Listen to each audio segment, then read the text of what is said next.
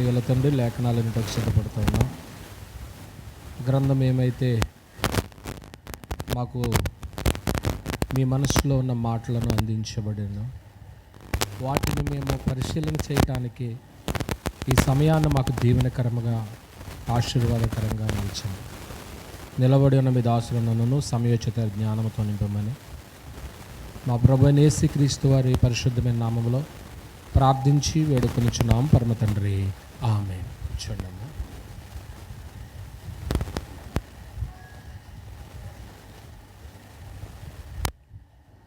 దేవునికి స్తోత్రాలండి. నేడు ఆరాధికులుగా చేరువచ్చినటువంటి దేవుని బిడ్డలైన మీ అందరికీ ప్రభువైన యేసుక్రీస్తు వారి నామమున వందనాలు తెలియజేస్తున్నాను. ప్రియమైన దేవుని బిడ్డలారా, ఈరోజు దేవుని యొక్క ఆదేశాల మేరకు ఆయన ఆలయంలో జరిగేటువంటి క్రమాన్ని ఆరాధనగా గ్రంథం చెప్తుంది కనుక ఆరాధనలో మరో భాగము అపోస్తలుల యొక్క బోధని క్రొత్త నిబంధన మనకి బోధిస్తూ ఉన్నది. ఆ బోధలో ఈరోజు ఏదైనా తోటలో జరిగినటువంటి సంగతులు మనము ఆలోచన చేసుకుంటూ వస్తూ ఈరోజు ఏదైనా తోటలో జరిగిన ఒక సాంఘిక కార్యక్రమాన్ని మనం ఆలోచన చేస్తాం. ప్రియమైన దేవుని వర్లారా, దేవుడు అనేటువంటి యెహోవా అన్ని సంగతులు మళ్ళా మనం వివరించుకుంటూ వెళ్ళాలంటే వెనక్కే సమయం సరిపోదు. కాబట్టి గతంలో ఉన్నటువంటి సంగతులన్నింటినీ కూడా మనసుకు తెచ్చుకుని ఏదైనా తోటలో జరిగినటువంటి కార్యక్రమాలన్నీ కూడా ఆదాము గారిని దేవుడు ఏర్పాటు చేసి ఆయనకి సాటి అయిన సహాయాన్ని కూడా ఏర్పాటు చేయాలనే ఆలోచన కలిగినప్పుడు ఈ సంగతులన్నీ కూడా మనం చూసాం. ఈరోజు సమాజంలో జరుగుతున్నటువంటి ఒక సాంఘిక కార్యక్రమం, వివాహం, అది తొలి దినాల్లో ఎలా జరిగిందో ఏదైనా తోటలు అనే సంగతి ఆలోచన చేద్దాం. పురుషుని యొక్క ప్రేమకు స్త్రీ పాత్రురాలు. పురుషుడు ప్రేమిస్తాడు, స్త్రీ ఆ ప్రేమను పొందుకుంటుంది. ఇది జస్ట్ మాటతో చెప్పేదే కాదు. అలాగూ పురుషుని యొక్క ప్రేమకు స్త్రీ పాత్రురాలు అనటానికి పురుషుని యొక్క ప్రక్కటెముకలో నుంచి ఎముకను తీసి స్త్రీని ఏం చేశాడు? నిర్మాణం చేశాడు. దాన్ని బట్టి ఆమె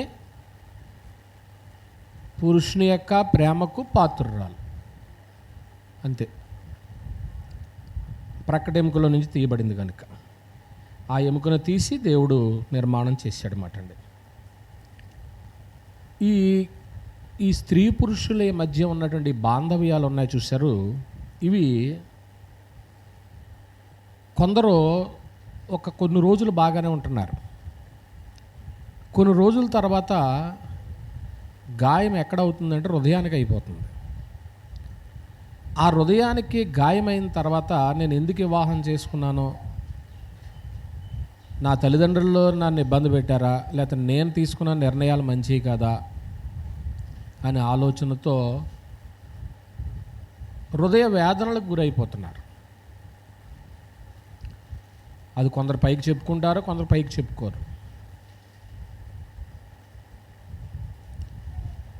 ఖచ్చితంగా ముందు మాట, పురుషుని యొక్క ప్రేమకు స్త్రీ పాత్రురాలు. ఆమెను ప్రేమించాలి. ఆ ప్రేమ యథార్థమైన ప్రేమ అయి ఉండాలి. నిజంగా ఇది ఖచ్చితమైనటువంటి ప్రేమేనా? అది ఖచ్చితమైనటువంటి ప్రేమ అయి ఉండాలనే గ్రంథం చెప్తుంది. అలా ప్రేమించినప్పుడే దేవుని యొక్క నియమం జరుగుతుంది. ప్రేమలో యథార్థత అనేటువంటిది కనపడాలన్నమాట. నిజముగా ప్రేమ అనేటువంటిది కుటుంబానికి ఒక పునాది లాంటిది. పునాదే కానీ లేకపోతే బిల్డింగ్ ఏమైపోతుంది? స్ట్రాంగ్గా ఉండదు. ప్రేమ లేనటువంటి పునాది అది స్థిరమైంది కాదు.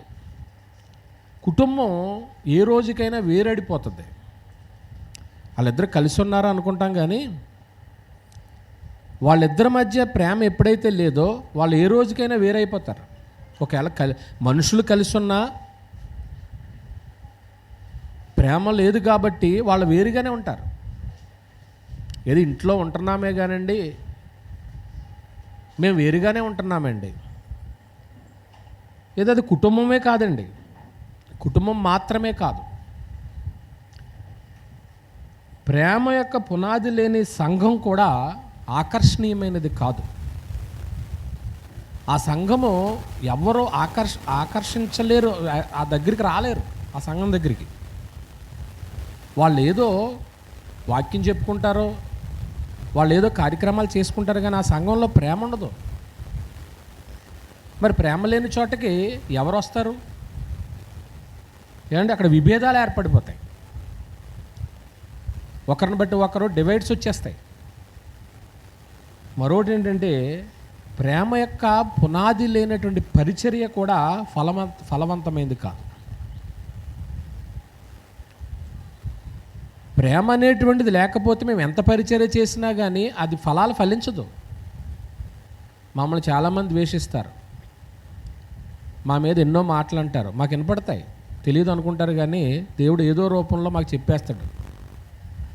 అప్పుడు అయినా కానీ మీ మీద మేము ఏం కోల్పోమో, ఎందుకంటే మా పరిచర్య యొక్క ధర్మం అది. నేను నీ నుంచి ఫలం చూడాలి అంటే తిరిగి నిన్ను ప్రేమించాలి. ప్రేమ అనేటువంటిది కుటుంబానికి పునాదని, సంఘానికి పునాదని, పరిచర్యకు పునాదని చెప్పుకున్నాం ఇప్పుడు దాకా. ఆ పునాది లేకపోతే నిలబడదు అది. అది కుటుంబమైనా, సంఘమైనా, పరిచర్య అయినా. కనుక పురుషుని యొక్క ప్రేమకు స్త్రీ పాత్రురాలు అనటానికి రుజువుగా పురుషుని యొక్క ప్రక్కటెముకల నుంచి నిర్మాణం చేశాడు స్త్రీని అనేది మనం కీలకమైనటువంటి విషయంగా జ్ఞాపకం చేసుకుని, స్త్రీ పురుషుల మధ్య బాంధవ్యాలలో ప్రేమ లేకపోవడంలో హృదయ వేదనకు గురైపోతున్నారు. ఇప్పుడు ఆ బాధ రాకూడదని, అంటే వాళ్ళు హృదయాలు గాయపరచబడకూడదని దేవుడేంటంటే యెహోవా ఈ వివాహం అనేటువంటి ఈ సాంఘిక కార్యక్రమాన్ని ఆయన సంకల్పించి దాన్ని స్థిరపరిచాడు. అంటే ఏదో వివాహం అనే మాట ఒక మాట అనుకుంటున్నాం, కానీ దాని పూర్తి సంగతులు ఈరోజు మనం ఆలోచన చేస్తాం. ఆయనే దీన్ని ఏర్పరిచింది, ఆయనే దాన్ని స్థిరపరిచింది ఆయనే. ఎందుకంటే హృదయాలు రేపొద్దున్న బాధ రాకూడదు, హృదయం సంతోషంగా ఉండాలి.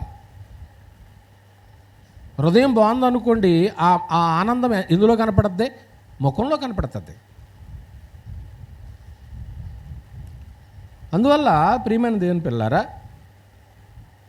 దేవుడైనటువంటి యెహోవా స్త్రీని నిర్మాణం చేసి, మళ్ళీ అంటున్నాను, ఆదాము అడగలే, ఆయనే నిర్మాణం చేసి ఆ స్త్రీని ఎవరి దగ్గర తీసుకొచ్చాడు? పురుషుని దగ్గరికి తీసుకొచ్చాడు. ఇది నా బాధ్యత, ఇది నేను చేయాలనుకుంటున్నాను. నీకు ఆయనే సంకల్పించాడు, దాన్ని ఆయనే స్థిరపరచాల.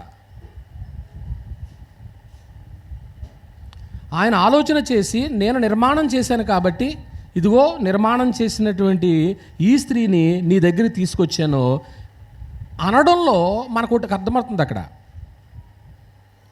పెళ్లి చేస్తారు, చేసిన తర్వాత ఆ రోజు సాయంత్రమో లేకపోతే కొన్ని ఎవరి ఫ్యామిలీస్ని బట్టి, ఎవరి కుటుంబాల సాంప్రదాయాలను బట్టి 5 రోజుల తర్వాత లేకపోతే 3 రోజుల తర్వాత మొత్తానికి ఆడపిల్లని ఏం చేస్తారో సాగనంపడం జరుగుతుంది. సాగనంపిన తర్వాత అమ్మాయి ఈ రోజుతో నా బాధ్యత తీరిపోయింది, ఒక చేతిలో పెట్టేశాను నేను అని ఇంకా ఆ రోజు కారు ఎక్కేటప్పుడు అందరూ నుంచుని ఏం చేస్తారు? అబ్బో ఇంకా ఇవన్నీ చూసినాయే కదా మీరందరూ కూడా బాధపడతారు. మళ్ళీ 3వ రోజు 4వ రోజు వస్తుంది, నెల బాగానే ఉంటుంది, సంవత్సరం బాగానే ఉంటుంది. ఆ రోజు మీరు అన్న మాట కూతురుతో అక్కడితో నీ బాధ్యత తీరిపోయిందా? మరి తీరిపోయినట్లుగా ఎందుకు మాట్లాడావు? మళ్ళీ 2 నెలలకో 3 నెలలకో మళ్ళీ దేవుడు కాదు నిజంగా ఆ బిడ్డని జ్ఞాపకం చేసుకుంటే మళ్ళీ తీసుకురావడమో, మళ్ళీ పురుళ్ళు పోయడమో, సారి పంపడమో ఇవన్నీ ఉన్నాయా లేదా? అంటే ఇది ఆ రోజుతో ఇది నా బాధ్యత తీరిపోయింది అనటానికి లేదనేది ఇండైరెక్ట్గా మనకు మనం అనుకుంటున్నాం. ఇక్కడ దేవుడైన యెహోవా కూడా చేసింది ఏంటంటే, నువ్వు జంతువులన్నిటికీ కూడా పేర్లు పెట్టేశావు, సహాయకులు ఉన్నారు వాటికి, నీకోమో సహాయం లేరు, నీకోసం నేను ఆలోచన చేశాను, నువ్వు ఒంటరిగా ఉండకూడదని నీకు కూడా ఒక స్త్రీని నిర్మాణం చేశాను, ఇక్కడతో నా బాధ్యత అయిపోయింది. అమ్మయ్య, అన్నిటికి ఎలాగైతే జతలుగా ఉన్నారో నువ్వు కూడా జత ఇచ్చేసాను అని దేవుడు సరిపెట్టుకోలేదు. ఇక్కడ అది చెప్పబోతున్నాను నేను. నా బాధ్యత తీరిపోయింది, పెళ్లి చేశాను, నీకు సహకారం ఇచ్చేసాను అని ఆయన అక్కడితో సరిపెట్టుకోలేదు. ఇక్కడ ఏం చేశాడు అంటే, వివాహం అనేటువంటి ఆ కార్యక్రమాన్ని నిబంధన చేత వారిరువురిని ఏం చేశాడు? బంధించాడు. అది ఆయన చేసినటువంటి గొప్ప కార్యక్రమం. రేపొద్దున్న నీ హృదయము బాధపడకూడదు, అతని హృదయము బాధపడకూడదు. కనుక మీ ఇద్దరిని దేంతో ముడేస్తున్నాను తెలుసా? మాటతో కాదు, నిబంధన. ఇది కవెనెంట్ రిలేషన్షిప్ అన్నాడు దీన్ని. మాటతో ఒకవేళ ఆ మాట పోవచ్చేమో, నేను అనలేదనొచ్చేమో, కానీ మీ ఇద్దరి మధ్య ఒక నిబంధన అనేటువంటి దాన్ని నేను ఏర్పాటు చేస్తున్నాను. దేవుని యొక్క ఉద్దేశం అది మాట అండి. ఇప్పుడు ఈ నిబంధనతో వాళ్ళిద్దరిని జత చేయడంలో దేవుని ఉద్దేశం ఏంటి? దాదాపుగా 3 లేక 4 సంగతులు ఆలోచన చేద్దాం ఈ పాఠంలో.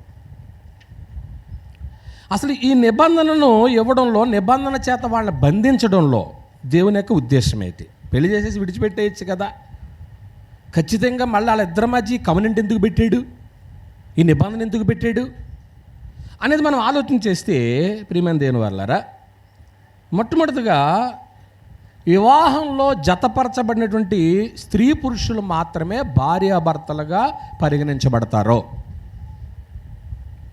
పాఠాన్ని జాగ్రత్తగా ఆలోచన చేద్దాం. వివాహమందు జతపరచబడినటువంటి స్త్రీ పురుషులు ఇద్దరే భార్యాభర్తలుగా జతపరచబడతారు. మిగిలినటువంటి వారు స్త్రీ పురుషులు కలిసి ఉండొచ్చు, కానీ వాళ్ళ భార్యాభర్తలుగా పరిగణించబడరు. ఇక్కడ ఒక ఉదాహరణ చెప్తే బాగుంటుంది అనుకుంటున్నాను. ఇద్దరు బాగా చదువుకున్నటువంటి పిల్లలు ఉన్నారు, ఒకే వయసు వాళ్ళు, స్త్రీ పురుషుడు, ఇద్దరిది ఒకే చదువు, మంచి జ్ఞానం కలిగినటువంటి వారు. వీళ్ళిద్దరిని సాంకేతిక పరిజ్ఞానం కూడా ఉన్నవాళ్ళు అనుకోండి. వీళ్ళిద్దరిని ఒక నాసా అనేటువంటి ఒక సంస్థ ఉందో తెలుసా మీకు? ర్యాకెట్లు పంపుతూ ఉంటారు కదా. నాసా వాళ్ళు ఏం చేశారంటే, అంగార గ్రహం మీదకి వీళ్ళిద్దరిని పంపుదాం అని స్పేస్ క్రాఫ్ట్లో వాళ్ళని పంపించి కొన్ని పరిశోధనలు చేసి రమ్మన్నారు. దాదాపుగా ఒక 6 నెలలు అక్కడ ఉన్నారు. 6 నెలలు అక్కడ ఉన్న తర్వాత వారు భూమి మీదకి ల్యాండ్ అయ్యారు. ఒకే వయసు వాళ్ళు, ఒకే చదువు వాళ్ళు, ఒకే జ్ఞానం ఉన్నటువంటి వాళ్ళు. వీళ్ళు దిగి వచ్చిన తర్వాత వీళ్ళిద్దరూ 6 నెలలు కలిసి ఉన్నా కానీ భార్యాభర్తలు అవుతారా? అవరు. కేవలం ఫ్రెండ్స్ మాత్రగానే ఉండవు. అంటే నాసా అన్ని లక్షలు ఖర్చు పెట్టి చేసినా కానీ వీళ్ళిద్దరిని ఏం చేయలేకపోయింది? భార్యాభర్తలుగా చేయలేకపోయింది. జస్ట్ ఫ్రెండ్స్ మాత్రమే. ఇక్కడ దేవుడైన యెహోవా ఏర్పాటు చేసినటువంటి ఈ యొక్క వివాహపు వ్యవస్థలో వివాహమందు జతపరచబడినటువంటి వారు మాత్రమే ఎలా పిలువబడతారో భార్యాభర్తలుగా. ఏళ్ళే సుఖ దుఃఖాల యందు కూడా ఒకరికొకరు తోడుగా ఉంటారు. మిగిలినటువంటి వాళ్ళకి సంబంధం వాళ్ళు చూసి వెళ్ళిపోతారు బాధలో ఉన్నప్పుడు. బాగున్నారండి, మీకోసం మేము ప్రార్థన చేస్తున్నాము, ధైర్యంగా ఉండండి అని చెప్పేసి వెళ్ళిపోతారు. కానీ సుఖ దుఃఖాలను షేర్ చేసుకునేది ఎవరో? భార్యాభర్తలేనండి. దీన్ని గ్రంథం ఏం చెప్పిందంటే, కొరింథీయులకు రాసినటువంటి మొదటి పత్రిక 7వ అధ్యాయము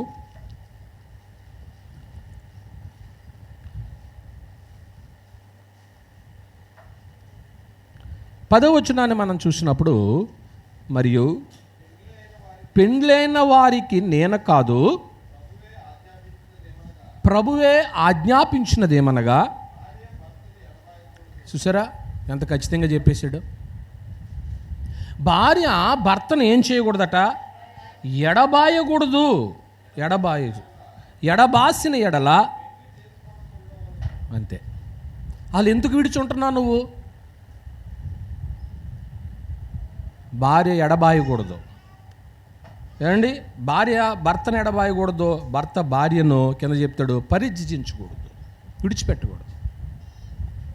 అసలు ఈ నియమమే కానీ ప్రతి పురుషుడికి ప్రతి స్త్రీకి అర్థమైతే భార్యను విడిచిపెడతారా? భార్య భర్తను విడిచిపెడతాదా? అంటే వాళ్ళిద్దరి మధ్య ఉన్నటువంటి నిబంధన వాళ్ళకి పూర్తిగా ఏం అవ్వలేదు, అర్థం కాలేదు. ఆ రోజు ఏదో ఓ చెట్టాయినా మహా, ఓ రాయైనా మహా, ఓ పుట్టాయినా మహా అని చెప్పేస్తే మామ అనుకోమంటే అనేసుకున్నా తప్ప నీకు ప్రమాణాలు ఎవరు చెప్పారు? ఆ రోజు ఎవరు చేయించారు మీతో ప్రమాణాలు? ఆ ప్రమాణాలు చేయించిన ఒక్కసారి వీడియో క్యాసెట్ తెచ్చుకుని వేసుకుంటే అసలు ఏం మాట్లాడారో, సేవకుడు ఏం చేయించాడో, ఆ రిజిస్టర్ ఏం చేయించాడో, ఆ సంగతులన్నీ ఒక్కసారి ఏమవుతాయి, జ్ఞాపకం వస్తాయి. సరే, ఆ రోజులే అయిపోని అజ్ఞాన కాలంలో దేవుడు చూచినట్టు వదిలేశాడు, క్రైస్తవులు అయ్యాము. అయిన తర్వాత నీ చేతికి గ్రంథం వచ్చి చాలా కాలం అయింది, నీ బిడ్డలకు వివాహం కూడా చేస్తున్నావు, నా బిడ్డలకు వివాహం కూడా చేస్తున్నాను. ఈ నియమాలు అనేటువంటివి మన పిల్లలకి మనము తెలియచేయవలసిన అవసరత ఉంది. ఈవేళ ఇదేదో కొత్తగా ఏర్పాటు చేసినటువంటిది అయితే కాదు, ఇది ఆల్రెడీ ఎక్కడ జరిగిన సందర్భాలు మనం చెప్పుకుంటున్నాం, ఏదేనులోనే జరిగినాయి మాట. అందువల్ల వివాహం ముందు జతపరచబడినటువంటి స్త్రీ పురుషులు మాత్రమే ఎలా పరిగణించబడతారో, భార్య భర్త వాళ్ళ అనురాగం కలిగినటువంటి వారే ఏం పంచుకోవాలో, వాళ్ళ ఆస్తుల సుఖ దుఃఖాల కేవలం ఏది పంచుకుంటా చూస్తారు వీళ్ళు. ఏమో అది నేను చెప్పకూడదు. నా భార్య కష్టంలో ఉంది, నేను ఆవిడని దగ్గరుండి చూసుకోవాలని పురుషుడికి అనిపించాలి. నా భర్త కష్టంలో ఉన్నాడు, అమ్మో భోజనం అందట్లేదు, లేకపోతే ఇబ్బంది పడిపోతున్నాడు, నేను ఇన్ని రోజులు ఉంటే ఎలాగా అని అనుకుని ఈవిడు కూడా ఏం చేసుకోవాలా? అర్థం.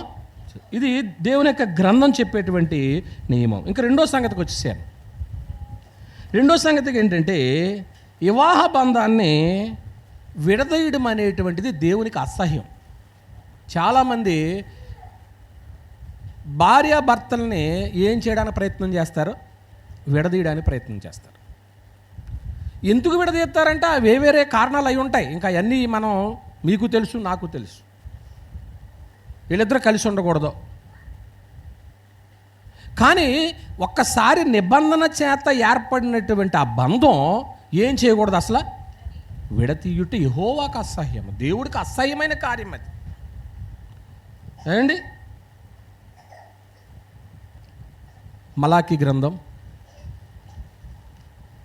2వ అధ్యాయం,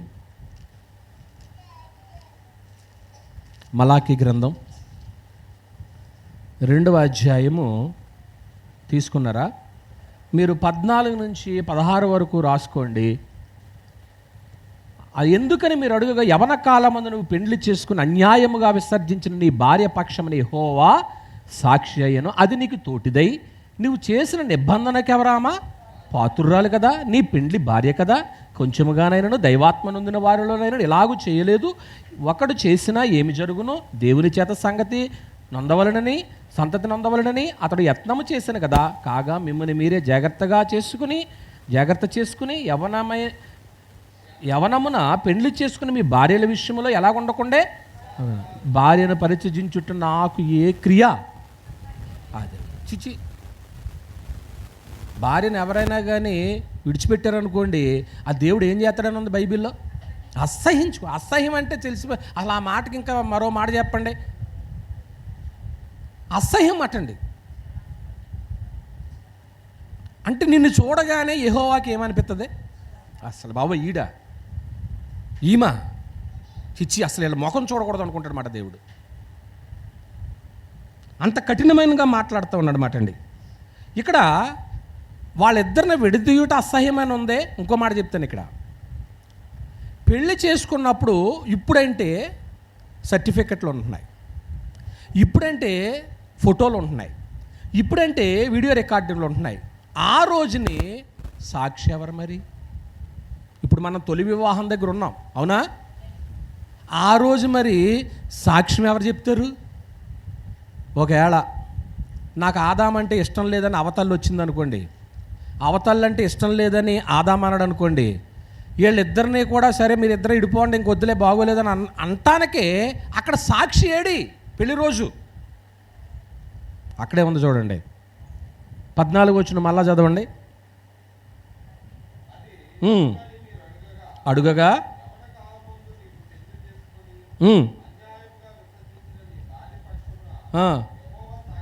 ఇప్పుడు అర్థమైందా? పురుషుడు చాలా జాగ్రత్తగా ఉండాలన్నమాట. సాక్ష్యం చెప్పండి ఎవరో? అబ్బే దేవుడు లేడండి. ప్రతి చోట ఎవరున్నారో చూసారు, దేవుడు మిమ్మల్ని ఎంత హెచ్చించాడు. కనీసం మీరు ఏడ్చినా కానీ మీ పక్షాన్ని ఎవరున్నారు అక్కడ? యెహోవా సాక్షి. మిమ్మల్ని ఏం అంటానికి లేదు మాకు. కానీ ఆడవాళ్ళకి ఉట్టినే వచ్చేస్తాయి, కళ్ళంట నీళ్ళు వచ్చేస్తాయి. ఏమ్మా ఏడ్చేవా ఏంటంటే, నా భర్త మా ఆయన తిట్టాడండి, లేదా మా ఆయన కొట్టాడండి. ప్రియమైన వారులారా, ఈ కుటుంబ వ్యవస్థ అనేటువంటిది చాలా గొప్పది, చాలా బాధాకరమైంది కూడా. కానీ కొన్ని సంగతులు మీ ముందు ఉంచడానికి ప్రయత్నం చేస్తున్నాను. రెండో సంగతి మనం ఏం చెప్పుకున్నాం? భార్యాభర్తల్ని ఏం చేయకూడదో విడతీయుట యెహోవాకి ఏ కార్యం? అది అసహ్యం. వాళ్ళిద్దరు కలిసి ఉండాలనే, ఏదో రూపంలో వాళ్ళ గొడవలు పడినా కానీ మళ్ళీ వాళ్ళిద్దరు కలిసి ఉండేలా చేస్తారు పెద్దలు వెళ్ళి. అక్కడ ఈ రెండో సంగతులు ఇంకోటి కూడా నేర్చుకున్నాం. ఈ పెళ్ళికి సాక్ష్యం ఎవరు? యెహోవా సాక్షి. ఇప్పుడైతే అమ్మాయి తరపున ఇద్దరిని, అబ్బాయి తరపున ఇద్దరిని సాక్షి సంతకాలు పెట్టండి అని రిజిస్టర్ పిలుతాడు. కానీ ఆ రోజు ఎవరున్నారో? యెహోవాయే సాక్షి. ఆయన మాట కాదనగలమా? తప్పించుకోగలమా? ఎప్పుడన్నా ఆడవాళ్ళు కోపం వచ్చిందనుకో, మా సాక్షికి చెప్తాను అన్నారనుకోండి, ఇడి గుండెలో రాయడిపోద్ది. నిజంగా వాక్యానికి లోబడినోడు అయితే ఎవరికి? పురుషుడికి. స్త్రీ ఇదిగో సాయంత్రం మా నాన్నగారితో సాక్షితో చెప్తాను నేనని ప్రార్థన చేసుకుని ఆయన సాక్షితో కానీ కన్నీరు కార్చి మొరపెట్టిందనుకో, తెల్లారిడికి అవుటే. అంటే ఇది సీరియస్సా కాదా? చాలా సీరియస్ అండి. మనం కుటుంబ వ్యవస్థ అనేటువంటి టేక్ ఇట్ ఈజీగా తీసుకుంటున్నాం. మనం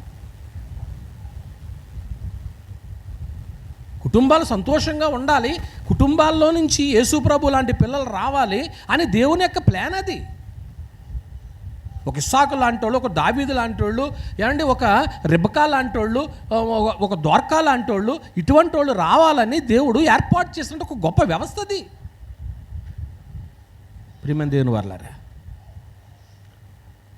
ఇక మూడో సంగతి ఏంటంటే, ఏదైనా తోటలో జరిగినటువంటి ఆ వివాహం మరొక ఆయన లేకోకుండా పెళ్లి జరగలేదు. అక్కడ ఎవరున్నారు ఆ పెళ్లిలో? ప్రభు అయిన యేసుక్రీస్తు వారు కూడా ఉన్నారు ఆ వివాహంలో. ఏండి, ఆయన తండ్రి దగ్గర ఉన్నాడు, సమస్తము ఆయన మూలముగా కలిగెను, కలిగి ఉన్నదేది ఆయన లేకుండా కలగలేదు.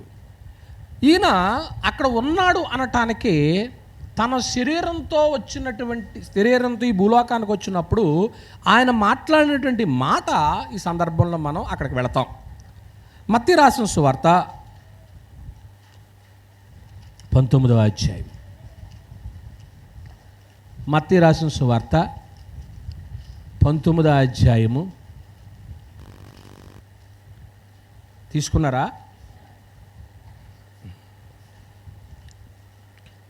3 నుంచి వద్దాం. పరిసయ్యులు ఆయనను శోధింపవలనని ఆయన వద్దకు వచ్చి, హేతు చేతనను పురుషుడు తన భార్యను విడనాడుట. అసలు ఈ గొడవ ఎందుకురా నాయన నీక? నువ్వు అంటే ఏంటంట? భార్యను ఏం చేద్దాం? వదిలేద్దాం, భార్యను వదిలిపెట్టేద్దాం.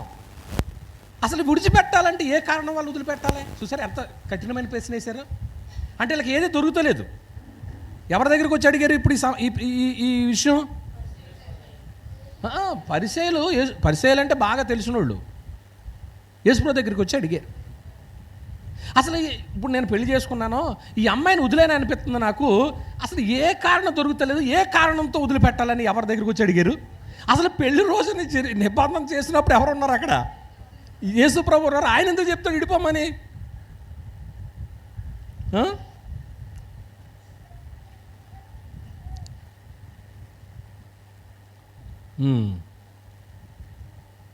చదువుతారా?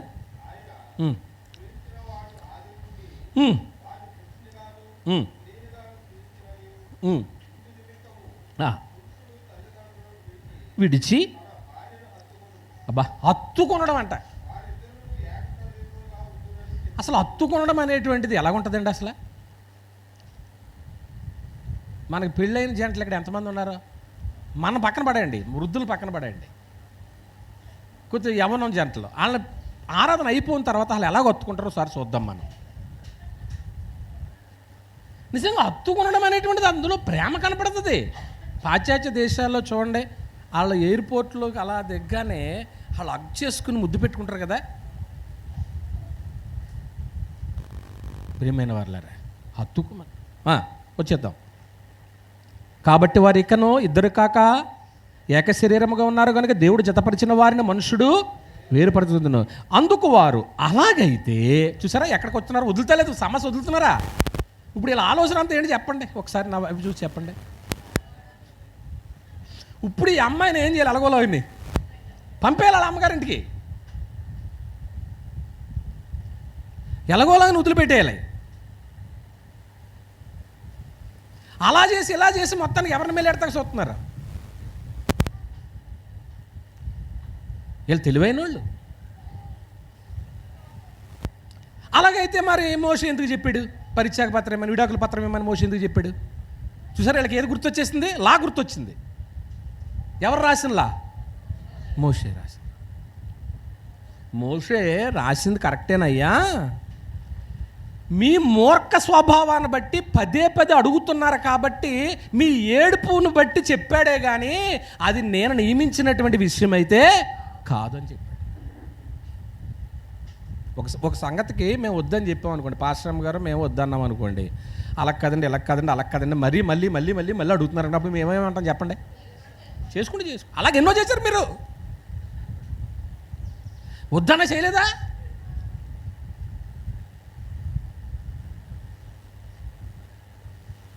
అది మోషే మీ హృదయ కాఠిన్యాన్ని బట్టి చెప్పాడు. ఇక్కడ లేదా మాట? ఇక్కడే ఉందా? వేరే చోట ఉంటుంది లేకపోతే ఉందా? ఇక్కడే ఉన్నట్టుంది. అందుకు వారు పరిత్యాగ పత్రికనిచ్చి ఆమెను విడనాడుమని మోషే ఎందుకు ఆజ్ఞాపించానని వారు ఆయనను అడుగగా ఆయన అది నీ హృదయం ఎటువంటిదో తెలుసా? కఠినమైపోయింది నీ భార్య విషయంలో. నిజంగా భార్య విషయంలో కఠినంగా ఉండకుండా పురుషులారా, నాతో సహా ఎందుకు కఠినంగా ఉంటున్నారు? మీరు ఉండరు అనుకోండి, చెప్తున్నాను. రేపొద్దున ఈ ప్రసంగం విన్న వాళ్ళందరికీ కూడా అవసరమే. ఇది మంచి టైటిల్ పెట్టి యూట్యూబ్లో అప్లోడ్ చేస్తారు కాబట్టి చాలామంది చూస్తారు ఈ ప్రసంగం. ఏదేంలో జరిగిన వివాహం అనేటప్పటికీ. ప్రియమైన దేవుని పిల్లలారా, ఆలోచన చేయండి. మీకు రెఫరెన్స్ కావాలంటే వేసేసుకోండి. ద్వితీయోపదేశకాండం 24:1-4 ఇంటికి వెళ్ళిన తర్వాత చదవండి. అక్కడ మోషే ఏం చెప్పాడు అనేటువంటి సంగతి అక్కడ కనపడుతూ ఉంటుంది అన్నమాట అండి. కనుక ఇక్కడ విషయం ఏంటంటే, ఏ హేతువు చేత కూడా పురుషుడు తన భార్యను ఏం చేయకూడదో అంతే. ఇంకా ఈ విషయంలో మీకు ఇంకా క్లారిటీ కావాలంటే నన్ను మామూలుగా కలిసినప్పుడు, మీటింగ్ వచ్చినప్పుడు, కూర్చున్నప్పుడు అడగండి. ఎందుకంటే ఎందుకు ఆ మాట అన్నానంటే దానికి రీజన్ ఉంటుంది. మీరు చదువుతున్నప్పుడు ఏదో ఒక విషయం మీకు బయటపడద్ది. ఆ బయటపడే విషయం మీ మనసుకు తట్టే విషయం కూడా నాకు తెలుసు. అది ఈ సందర్భంలో నేను చెప్పను. అందువల్ల ప్రియమైన దేవుని బిడ్డలారా, ప్రభువైన యేసుక్రీస్తు వారు ఆ రోజు వివాహం జరిగేటప్పుడు అక్కడ ఉన్నాడు కాబట్టి పరిసయ్యులు అడగనంతసేపు అడగండి అనుకున్నాడు. తర్వాత ఆయన చెప్పవలసిన సమాధానం చెప్పాడు మాట అండి. ఏమండి? రైట్. ఇంకా మరో సంగతికి వచ్చేస్తున్నాను. మరో సంగతి ఏంటంటే, ఏదైనా తోటలో తల్లిదండ్రులు అనేటువంటి ఆలోచన అయితే లేదు. అప్పటికి ఆ అనుభవం ప్రారంభం కాలేదు.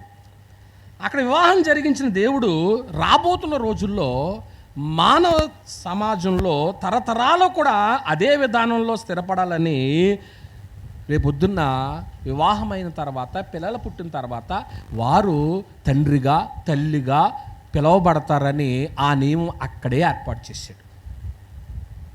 అదే చెప్తాడు మాట అండి. ఆది నుండి పురుషుని గాను స్త్రీని గాను దేవుడు ఏం చేశాడు అని చెప్తూ అక్కడికి వచ్చిన తర్వాత ఏమంటాడంటే, వాళ్ళు ఏకశరీరంగా ఉంటారో, వాళ్ళు తల్లిదండ్రులను విడిచిపెడతారో, వాళ్ళు కలిసి జీవిస్తారో అనే సందర్భాన్ని ఆ అధ్యాయం అంతట్లోనూ కూడా మాట్లాడతాడు మాట అండి. ఏమండి? ఇక్కడ మనం జ్ఞాపకం చేసుకోవాల్సిన విషయం ఏంటంటే, ఏదైనా తోటలో చేసిన తీర్మానాన్ని బట్టి స్త్రీ పురుషులు ఏం అవ్వకూడదు ఒక్క మాట చెప్పండి, వేరు అవ్వడం అంతే. వేరు అవ్వటానికి లేదు. కలిసే ఆరాధనకి ఇద్దరు కలిసి వెళ్తున్నారు, ఎంత బాగుంటుందో. భోజనాలకి ఇద్దరు కలిసి వెళ్తున్నారు, షాపింగ్కి ఇద్దరు కలిసి వెళ్తున్నారు. మీరు అలా చెప్తారు కానండి, ఒక సంవత్సరం 2 సంవత్సరాలు వెళ్తారు, తర్వాత వెళ్ళరండి అనుకుంటారు మనసులో మీరు. ఏమండి? చూసారా? ఇద్దరు కూర్చుని వాక్యం విన్నారనుకోండి, ఈ సంగతులను అర్థమవుతా అర్థమవుతాయి. రేపు పొద్దున్న తెలివైన పిల్ల అయితే ఆడపిల్ల ఏం చేస్తే తెలుసా? వాక్యంతో అతని నెత్తి మీద ఏమేద్దే ముట్టికెళ్ళేస్తుంది. ఇదేంటంటే నాకంటే తక్కువ చదువుకున్న అమ్మాయి, నాకంటే కింద ఉండవలసిన అమ్మాయి వాక్యంతో నన్ను ముట్టుకెళ్ళమడుతుందని సిగ్గు వచ్చేస్తుంది ఈ పురుషుడికి. ఓ మాట వచ్చింది, మింగేశాను అంతే. కనుక కొన్ని బాధాకరంగా ఉంటాయి. దేవుడు ఎంతకంటే కఠినంగా మాట్లాడాడు మీరు గ్రంథంలో చూస్తే. కుటుంబ వ్యవస్థ చాలా గొప్పదండి. ఇక్కడ ఒక మాట చెప్పాలి. కారణం ఏంటంటే, మన దేశంలో అనేకుల మధ్య ఆచరణలో ఉన్నటువంటి ఒక వ్యవస్థ ఉంది. ఏంటంటే ఉమ్మడి కుటుంబం. ఉమ్మడి కుటుంబానికి గ్రంథం ఏమీ ఇవ్వలేదు, అవకాశం ఇవ్వలేదు. వాళ్ళిద్దరూ కూడా కలిసి జీవించాలి అనేదే. మళ్ళీ కుటుంబ వ్యవస్థల గురించి చెప్పినప్పుడు ఆ సంగతులన్నీ చెప్తాను. దేవుడైన యెహోవా ఆదిలో ఆదాము వల్ల ఈ సంబంధాన్ని గురించి మాట్లాడుతూ ఆయన ఏమన్నాడు ఒక మాట చదువుతాం. ఆదికాండం 2వ అధ్యాయం 2వ అధ్యాయము 24వ వచనాన్ని చూద్దాం. కాబట్టి పురుషుడు తన తండ్రిని తల్లిని విడిచి తన భార్యను ఎలాగుంటుంది హత్తుకొనును. పెళ్ళైన కుర్రోళ్ళు చదవండి అయ్యా ఈ వాక్యం ఒకసారి. మన చింటుకి పెళ్ళి అవ్వలేదు కాబట్టి పెళ్ళైన కుర్రోళ్ళు చదవండి. ఇప్పుడు వాళ్ళ భార్యల ముందు చదవాలి ఈ మాటలు. చదవండి.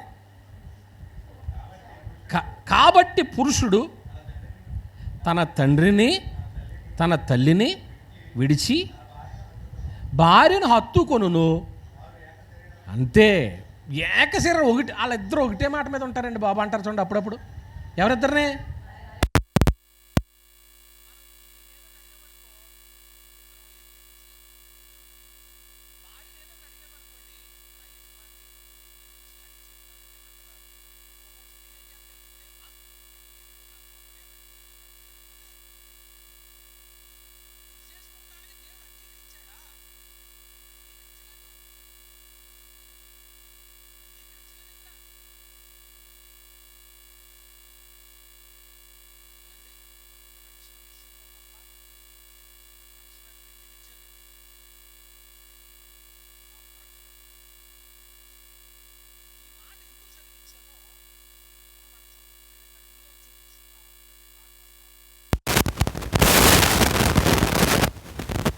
ఉమ్మడి కుటుంబానికి తావులేదు, బాగానే ఉంది. పురుషుడు స్త్రీని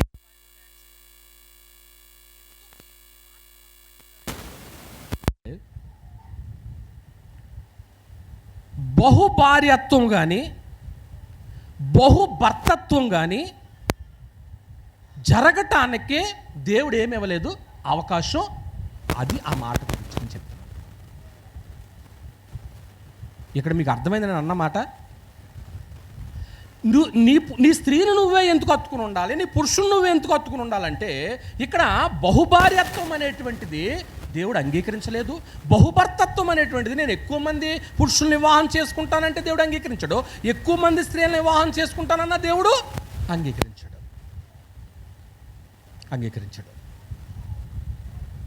ఆ విషయమే అక్కడ చెప్తున్నాడు మాట అండి. ఇంకో మాట కూడా చెప్తాను ఇక్కడ. సరే, అక్కడ వరకు బాగానే ఉంది. అంటే ఇక్కడ జరగబోయేటువంటి లోటు కూడా ఆ వచనంలో కనపడుతుంది మనకి. ఆ వచనం ఏం హెచ్చరిక చేస్తుంది, ఏం ఫ్రేమ్ కట్టి మనకు చూపిస్తుందని చెప్పడానికి మీకు చెప్తున్న ప్రయత్నం చేస్తున్నాను నేను. పెళ్ళి పక్కన పెట్టేసి మనుషుడు, పురుషుడితో పురుషుడు, స్త్రీతో స్త్రీ అవాంఛనీయమైనటువంటి కార్యములు కూడా ఏం చేయకూడదో చేయకూడదని వచనం చెప్తుంది మనకి ఇక్కడ. ఇన్ని సంగతులు ఆ వచనంలో ఉన్నాయి. మీరు గ్రంథం ఇలాగే చదువుతున్నారా? అసలు ఈ వచనం ఎప్పుడైనా చదివారా మీరు? బోళ్ళన్నిసార్లు చదివాం. మనం ఆది కాండం నుంచి వెళతంలో ఎన్ని సంగతులు వస్తున్నాయి. అసలు ప్రకటన గ్రంథం దాకా దేవుడు మనకు ఆరోగ్యం ఇచ్చి వెళితే బైబిల్ అంతా కూడా మీ బుర్రలో ఉంటుంది. అంటే ఫండమెంటల్స్ అన్నీ కూడా బుర్రలో ఉంటాయి. ఏమైంది దేవుని పిల్లరా? జరుగుతున్నాయా లేదా? పురుషుడు వివాహం చేసుకుంటున్నారా లేదా? స్త్రీలు వివాహం చేసుకుంటున్నారు లేదా? రోమపత్రికలు చెప్పిన మాట, రోమిలికి రాసిన పత్రిక 1వ అధ్యాయము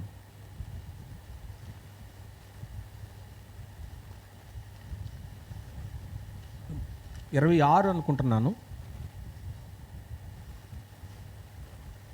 అందువలన దేవుడు తుచ్చమైన అభిలాషలకు వారిని అప్పగించెను. వారు స్త్రీలను సహితము స్వాభావిక ధర్మమును విడిచి స్వాభావిక విరుద్ధమైన ధర్మమును అనుసరించిరి. అటువలే పురుషులు కూడా స్త్రీ యొక్క స్వాభావిక ధర్మమును విడిచి పురుషులతో పురుషులు అవాంఛనీయమైనటువంటి కార్యాలను చేసి కామాతప్పులు అయిపోయారు అంటున్నాడు. అంటే అక్కడ ఏదేను తోటలో జరిగినటువంటి వివాహానికి పురుషుడు తన తల్లిని తన తండ్రిని విడిచి భార్యను హత్తుకోవాలే తప్ప బహుభార్యత్వం అనేటువంటి దానికి దేవుడు ఏమీ ఇవ్వలేదు అవకాశం. పురుషుడు మరొక పురుషుడిని, స్త్రీని మరొక స్త్రీని వివాహం చేసుకుంటానికి కూడా దేవుడు ఏమీ ఇవ్వలేదు అవకాశం ఇవ్వలేదు. వివాహ నియమాన్ని ఏ విధానంలో దాన్ని మీరినప్పటికీ కూడా శిక్షకు పాత్రులు అవుతారు. ఉదయం నేను ఈ ప్రసంగం ఆల్రెడీ నేను ముందుగా సిద్ధం చేసుకుని సండే ఏం చేసుకుంటానంటే మరొక్కసారి దీన్ని ఇంకేమీ జత చేయాలని ఆలోచన చేసుకుంటూ ఉంటాను. నాకు చాలా భయం వేసింది ఈ ప్రసంగాన్ని నేను సిద్ధం చేసుకునేటప్పుడు. ఒక 5 నిమిషాల్లో నాకు నేనే అలా స్టన్ అయిపోయాను. ఏంటి ప్రభువా, ఈరోజు ఈ ప్రసంగాన్ని నాకు చాలా ఆత్మసహాయం కావాలి అని తండ్రిని అడిగాను. ఇక్కడ అందరూ ఇంచుమించుగా పిల్లలు తప్ప అందరు కుటుంబాలలో ఉన్నవాళ్ళమే. ఎందుకు ఏడుస్తున్నాం మన కుటుంబాలు బాగోలేదని? ఉన్న సంతోషము నిత్యము ఎందుకు కొనసాగట్లేదు? ఎక్కడో మొత్తానికి దైవ నియమం ఏమైంది? ట్రాక్ తప్పింది. దేవుని యొక్క నియమము వెళ్ళవలసినటువంటి కరెక్ట్గా వెళుతూ సడన్గా ఏమైంది? ట్రాక్ పక్కకే తప్పింది. కనుక కుటుంబంలో ఏడుపు మొదలైంది, బాధ మొదలైంది. కానీ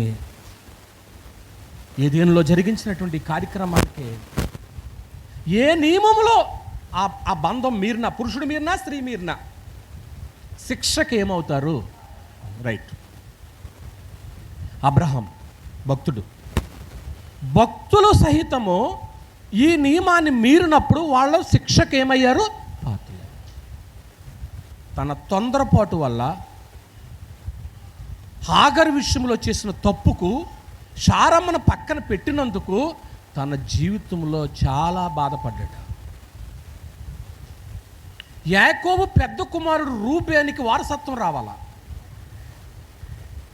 రూబేను పెద్ద కొడుకు అయినప్పటికీ కూడా తాను చేసినటువంటి దాసి అయినటువంటి బిల్హాతో చేసినటువంటి ఆ అవాంఛనీయమైన కార్యాన్ని బట్టి తనకి ఆ వారసత్వము, ఆ యొక్క కుటుంబం దాన్ని ఏమనాలంటే మా పెద్దోడికి ఏమిస్తారో జ్యేష్ఠత్వం పోయింది. బైబిల్లో రాశాడు. ఇంటికి వెళ్ళిన తర్వాత చదువుకోండి. 49వ అధ్యాయం 2వ వచనం ఆదికాండం. అబ్రహాము గారి గురించి కూడా రాసుకోండి. ఆదికాండం 21వ అధ్యాయము 8 నుంచి 12 వరకు రాసుకోండి. దినవృత్తాంతాలు మొదటి గ్రంథము 5వ అధ్యాయము 1 నుంచి 5 వరకు రాసుకోండి. కనుక ప్రియమైన దేవుని పిల్లలారా, ఇక్కడ మనం ఈరోజు జ్ఞాపకం చేసుకున్నటువంటి సంగతులు ఏంటంటే, పురుషుడు తాను ప్రేమించే ప్రేమకు స్త్రీ ఏమవ్వాలా? పాత్రురాలు. ఖచ్చితంగా ఆమెనే ప్రేమించాలి. అలాగూ ప్రేమకు పాత్రురాలు అనటానికి రుజువేటి చెప్పండి. ప్రక్కటెముకలో నుంచి ఒక ఎముకను తీసి స్త్రీని ఏం చేశాడు? నిర్మాణం. కనుక ఆమె ప్రేమకు పాత్రురాలు. ఇంకా వేరే వాళ్ళకు ప్రేమ అందుకుంటానికి లేదట. ఏమండి, ఈనాడు స్త్రీ పురుషుల సంబంధ బాంధవ్యాలు హృదయ వేదనకు కారణం కాకుండా ఉండాలని వివాహం అనేటువంటి కార్యక్రమాన్ని దేవుడు సంకల్పించి దాన్ని స్థిరపరిచి ఆ స్త్రీని ఎవరి దగ్గర తీసుకొచ్చాడు? పురుషుని దగ్గర తీసుకొచ్చి, అమ్మయ్య నా గొడవ అయిపోయిందని అనుకున్నాడా? నిబంధనతో మూడేశాడా? అక్కడే లింక్ వచ్చింది. ప్రసంగం అంతా అక్కడే తిరిగింది. ఆ నిబంధనే లేకపోతే ఈయన గాలికి తిరుగుతుడు, ఆమె ఇష్టం వచ్చినట్టు ఆమె చేసింది. కానీ ఇద్దరిని ఏది మూడేసేసింది? జాగ్రత్త. ఆ బంధం మూడేసేసింది. ఆ నిబంధన అనేటువంటిది, ఆ కవెనెంట్ రిలేషన్షిప్ అన్నాడు దాన్ని. అది చాలా కీలకమైనటువంటి మాట ప్రియమైన వాళ్ళారా. అలాగూ ఆ నిబంధన చేత బంధించడంలో దేవుని ఉద్దేశం ఏంటో మీకు చెప్పాను. ఇక్కడ మొట్టమొదటిది ఏం చెప్పానంటే, సుఖ దుఃఖాలను ఏం చేసుకోవాలి? వాళ్ళు పంచుకోవాలి. భార్య భర్తను ఎడబాయకూడదు, భర్త భార్యను పరిచయించకూడదు. వాళ్ళిద్దరు సుఖ దుఃఖాలను పంచుకోవాలి. ఇద్దరు కూర్చుని పాపం చక్కగా మాట్లాడుకుంటారు. పిల్లలు విశ్రాంతి తీసుకుంటా ఇలా భోజనం చేసి, ఇంకా మనకి ఎన్ని అప్పులు ఉన్నాయి, ఎంత నిల్వలో ఉన్నాం, ఇంకేం కొనాలా, వాళ్ళు మన గురించి ఏమనుకుంటున్నారో, వీళ్ళు మన గురించి ఇవ్వద్దు. మీ కుటుంబం గురించి మీరు ఏం చేసుకోండి, మాట్లాడుకోండి. మీ పిల్లల భవిష్యత్తు గురించి మీరు ప్లాన్ వేసుకోండి, చేసుకోవాలి. రెండోది ఏం చెప్పానంటే, వివాహ బంధాన్ని విడదీయుట యెహోవాకు అసహ్యం. అసలు ఎవరం చేయకూడదు. అక్కడ ఇంకో మాట చెప్పాను మీకు. ఏం చెప్పాను? ఆ పెళ్ళిలో సాక్షి ఎవరో? యెహోవా సాక్షి. ఆయన కాదని మీరు ఎప్పుడన్నా మనము కార్యక్రమాలు చేసుకోగలమా? ఆయన సాక్షిగా ఉన్నాడు కదా. నేనున్నాను, భార్యను ఏదో అంటున్నావు, భార్యను కొడుతున్నావు, భర్తను ఏదో అంటున్నావు, నేనున్నాను అని ఇండైరెక్ట్గా పైనుంచి ఏం చేస్తూ ఉంటాడు? అంటాడండ. ఎప్పుడు అన్నట్టు మనకు వినపడలేదు కదా. ఇదిగో ఇప్పుడు వినపడుతుంది కదా. ఇంత పెద్ద సౌండ్ పెట్టుకుని మాట్లాడాడు కదా, ప్రపంచమంతా చెప్పాడు కదా, ఈ అనౌన్స్మెంట్ చేశాడా లేదా? ఇప్పుడు ఇదంతా ప్రపంచమంతా అనౌన్స్మెంట్ చేసినట్టే కాదు ఇది.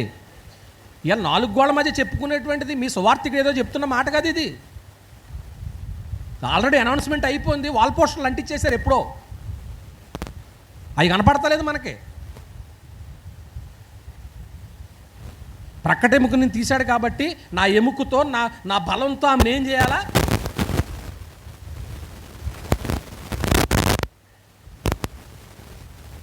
అది పొరపాటా కాదా? నేనంటున్నానా, గ్రంథం అంటుందా? మూడో సంగతి ఏం చెప్పుకున్నాను తెలుసా? ఈ అమ్మాయిని ఎలాగైనా ఏం చేసుకోవాలా? వదిలించుకోవాలా. ఎవరు వచ్చారు? పరిసయ్యులు. మళ్ళీ ఏది అప్లై చేస్తారు? క్రీస్తు దగ్గర లా. వాళ్ళకి చట్టం గుర్తొచ్చింది అక్కడ. అబ్బాయి మీరు ఏదో అనుకుంటున్నారు కానీ ఆ పెళ్లి చేసినప్పుడు నేను కూడా అక్కడ ఉన్నాను. మీ హృదయ కాఠిన్యాన్ని బట్టి దేవుడు చెప్పాడు కానీ నా తండ్రి ఇష్టం నా ఇష్టం అది కాదు. అండి అక్కడే ఓ మాట బయటకు వచ్చింది. ఏంటంటే తల్లిదండ్రులు అనేటువంటిది భూమి మీదకి రాబోతున్నారు కాబట్టి, ఆ పిలుపులు వస్తున్నాయి కాబట్టి వాళ్ళిద్దరిని జతపరిచి, ఏమండి స్త్రీ పురుషులు వేరు కాకూడదు, ఉమ్మడి కుటుంబానికి అవకాశం లేదు, వాళ్ళిద్దరు ఏకశరీరంగా ఉండాలని జతపరిచాడు. అందులో నుంచి ఒక మాట బయటకు వచ్చింది. ఏంటంటే పురుషుడు కానీ స్త్రీ కానీ చెప్పండి, బహుభార్యత్వం బహుభర్తత్వానికి అవకాశం లేదు. అలా చేసిన వాళ్ళు శిక్షకు ఏమవుతారు? పాత్రులు అవుతారు. సంగతి జ్ఞాపకం చేసుకున్నాం. ఇక్కడ ముఖ్యమైనటువంటి సంగతి ఏంటంటే ఆలోచించవలసిన విషయము, భార్యాభర్తలు శరీర సంబంధమైనటువంటి కోరికలను వివాహం ద్వారా మాత్రమే తీర్చుకోతారు. ఇది ముఖ్యమైనటువంటి విషయం. అయితే శరీర సంబంధమైన కోరికలు తీర్చుకుంటానికే భార్యాభర్తలు అవ్వాలా? అలా భార్యాభర్తలు అవ్వకపోయినా కానీ శరీర కోరికలను ఏం చేసుకోవచ్చు? తీర్చుకోవచ్చు. మనుషుడి యొక్క ఆలోచన. అయితే ఇక్కడ విషయం ఏంటంటే, హెబ్రీయులకు రాసిన పత్రిక 13వ అధ్యాయము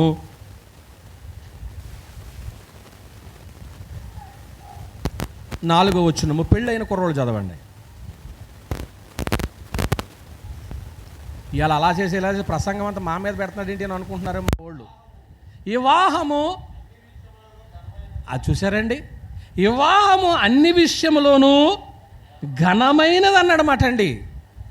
వివాహమన్నది పవిత్రమైనది, ఘనుడైన దేవుడు ఏర్పరచినది, ఒంటరిగా ఉండరాదని జంటగా ఉండమేలని, ఒంటరిగా ఉండరాదని జంటగా ఉండమేలని, శిరస్సుగా నిలవాలని పురుషుని నియమించినాడు దేవుడు. శిరస్సుగా నిలవాలని పురుషుని నియమించినాడు దేవుడు. వివాహమన్నది పవిత్రమైనది, ఘనుడైన దేవుడు ఏర్పరచినది. రైట్, నేను అన్న మాటకి సమాధానం ఇస్తున్నాను చూడండి. కేవలము వివాహంలో జతపరచబడినటువంటి స్త్రీ పురుషులు మాత్రమే లైంగిక వాంఛలు తీర్చుకునేదానికి అవకాశమా, లేకపోతే వివాహము కాకపోయినా కానీ కోరికలు తీర్చుకోవచ్చు? అంటే వివాహము కాకపోయినా కోరికలు తీర్చుకోవచ్చు, కానీ బైబిల్ గ్రంథము దేవుడు దానికి ఏం చేయడం అనుమతి ఇవ్వలేదు. అయితే ఇక్కడ మొట్టమొదటిది ఏంటంటే, వివాహం అయిన వాళ్ళు మాత్రమే శరీర సంబంధమైనటువంటి ఆ కోరికను తీర్చుకుంటానికి, వివాహము కాకోకుండా శరీర సంబంధమైన కోరికలు తీర్చుకుంటానికి దానికి దీనికి ఉన్నటువంటి వ్యత్యాసం ఏంటి అని మనం ఆలోచన చేస్తే, మొట్టమొదటిది ఘనమైనది, పరిశుద్ధమైనది ఆ సంబంధం. ఏది? వివాహము చేత జతపరచబడినటువంటి వారు మాత్రమే శరీర కోరికలు తీర్చుకునటానికి ఏర్పాటు చేసినటువంటి ఆ కోరిక, ఆ వాంఛన చేసి తీర్చుకునే కోరిక, అది నిర్దోషమైనది అన్నది గ్రంథం. దానికి దీనికి వ్యత్యాసమండి. రెండోది దోషభరితమైనది, పాపముతో కూడింది. అది కోరిక తీరుతుంది, కానీ అది దోషభరితమైనది, అది పాపమునికి సంబంధించింది. అందుకే చదివిచ్చిన మాట. వివాహం అన్ని విషయములోనూ చెప్పండి, అది ఎవరు ఏర్పాటు చేసింది? అది దేవుడే ఏర్పాటు చేశాడండి. దేవుడే ఏర్పాటు చేశాడండి. అక్కడ కింద చెప్తాడు పానుపు ఎలాగ ఉండాలంటాడో. ఇప్పుడు అర్థమైందా ఇప్పుడు నేను చెప్పిన వ్యత్యాసము? ముందుదేమో నిర్దోషమైంది, తర్వాతే దోషమైంది. ఇప్పుడు దేవుడు కోరుకున్నది ముందు సంబంధమా తర్వాత సంబంధమా? ఆ రెండింటికి వ్యత్యాసం అర్థమైందా మీకు? ప్రియమైన దేవుని వర్లారా, అందుకేనేమో వివాహపు జంట కలిసి ఉంటే అందరూ సంతోషిస్తారు. వాళ్ళు కలిసి లేరనుకో గుసగుసలు వచ్చేస్తాయి. ఏంటి ఇద్దరు చాలా రోజుల నుంచి అంటే నైతిక సమాజము అనుమానిస్తుంది, ప్రశ్నిస్తుంది. అంటే వాళ్ళిద్దరూ కూడా శరీర కోరికలను తీర్చుకునటానికి కలిసి ఉండాలి. ఇక్కడ ఇంకో మాట, వీళ్ళు ఎప్పుడైతే కలిసి ఉంటున్నారో ఇంకొక దానికి కూడా అవకాశం ఇవ్వలేదు గ్రంథం. కనీసం మోహపు చూపు చూడటానికి కూడా ఏమి ఇవ్వలేదు, అవకాశం ఇవ్వలేదు మాట. ఇది ప్రభువే చెప్పాడు. మత్తయి రాసిన సువార్త 5వ అధ్యాయం, మత్తయి రాసిన సువార్త 5వ అధ్యాయము 28వ వచనంలో, నేను మీతో చెప్పినది ఏమనగా, ఒక స్త్రీని మోహపు చూపుతో చూచి ప్రతివాడు అప్పుడే తన హృదయం ముందు ఆమెతో ఏం చేస్తున్నాడట, వ్యభిచారం. అంటే ఏదైనా తోటలో జరిగినటువంటి వివాహానికి కారకుడైనటువంటి యేసు ప్రభు వారే స్వయంగా ఆ మాట ఏం చేశాడు, చెప్పినట్లే కనపడుతుంది. మోహపు చూపు కూడా అవకాశం ఉండదు ఎప్పుడు వాళ్ళిద్దరు కలిసి జీవించినప్పుడు. ముగింపులో మాట చెప్తున్నాను ఇక్కడ ఏంటంటే, స్త్రీ పురుషులు ఏకీభించి భూమి మీద మానవ జాతిని ఏం చేయాలి, అభివృద్ధి చేసుకోవాలి, సంతాన అభివృద్ధి చేసుకోవాలి. అందుకే ఏదేనులో దేవుడు వివాహాన్ని ఏం చేశాడు, ఏర్పాటు చేశాడు. మరి దాన్ని ఆశీర్వదించాడు. ఆదికాండం 1వ అధ్యాయము 28వ వచనాన్ని చదువు. దేవుడు వారిని ఏం చేశాను, ఆశ్రయత్లనగా మీరు ఫలించి అభివృద్ధి పొంది విస్తరించి భూమిని నిండించి దాన్ని దేవుడు ఆశీర్వదించాడు. ప్రియమైన దేవుని వర్లారా, ఈరోజు మీరు ఏం పాఠం విన్నారో మీ మనసుకు తెచ్చుకోండి. ప్రభు చిత్తమైతే ఇక్కడ వరకు మన వివాహం దగ్గర ఆగాము. రేపటి మళ్ళీ వారం జన్మ పాపం దగ్గరికి వద్దాం. అసలు జన్మ పాపము ఏదేనిలో మొదలైందా లేదా అనే సంగతి ఆలోచించేద్దాం. ఈరోజు ఈ పాఠం ఎంతమందికి అర్థమైంది ఒకసారి చేతులు ఎత్తుతారా? ఓకే, మీ హృదయాల్లో సువర్ణాక్షరాలతో ఈ మాటలో, మా హృదయాల్లో సువర్ణాక్షరాలతో రాసుకుని మన కుటుంబాలని సంతోషంతో నింపుకుని దేవుణ్ణి ఆనందంతో ఆరాధిద్దాం. ఈ మాటలు మనం హెచ్చరించుకుంటూ మనం అందరూ హెచ్చరిస్తూ ఇంతటితో ముసిన మీ అందరూ కొందనాలు తలలోంచి కళ్ళు మూసుకొని ప్రార్థన చేసుకుందాం. మమ్మల్ని మిక్కిలిగా ప్రేమించిన మా పరమ తండ్రి, ఏదేనులో జరిగిన సాంఘిక కార్యక్రమ వివాహము తండ్రి, ఆ రోజు మీరు ఎందుకు చేశారో, ఎందుకు నిబంధనతో బంధించారో, ఇదిగో పురుషుని ప్రేమకు స్త్రీ పాత్రురాలనైనా ఎముకను తీసేసావు కదా, బాధ్యత అయిపోయిందని అనుకోలేదు తండ్రి, నిబంధనతో బంధించావు నాయనా. ఎందుకు బంధించావో కొన్ని కారణాలు చెప్పాను తండ్రి. మంచి నేల పని విత్తనం వల్ల ఫలింపచేయండి. ప్రతి కుటుంబమును జ్ఞాపకం చేసుకోనండి. వారికి ఉన్నటువంటి సమస్యల్లో వాక్యాన్ని బట్టి సరి చేసుకుని దిద్దుబాటు చేసుకుని సంతోషంతో ముందుకు సాగడానికి సహాయం చేయండి. మిగతా అసమ్మేళకరంగా మార్చండి. మా ప్రభువైన యేసుక్రీస్తు వారి పేరటి ప్రార్థన అడుగుచున్నాను తండ్రి, ఆమేన్.